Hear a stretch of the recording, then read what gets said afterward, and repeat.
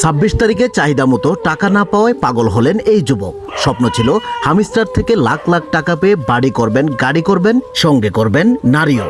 কিন্তু ভাগ্যের কি নির্মম পরিহাস, যেখানে পাওয়ার কথা 80 লাখ টাকা, সেখানে 800 টাকা না পেয়েও পাগল হয়ে ঘুরছে রাস্তায় রাস্তায় এই যুবক।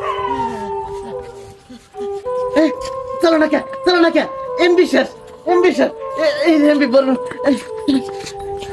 আমার এই মোবাইল এমবি ভরে দেন জুতা এমবি ভরা যাবো না তো জুতা জান আমার এমবি ভরে দেন জুতা এমবি ভরা যাবো না জান আমরা জান জুতা ভরা যাবো না জান। শুধু তাই নয়, হামিস্টারের সেই টেপ টেপ করার ঘোরও যেন কাটেনি এই পাগলের। অবশেষে মোবাইল না পেয়ে কুড়িয়ে পাওয়া জুতাকেই যেন মোবাইল হিসাবে ব্যবহার করছে এই পাগল। এটা চলতেছে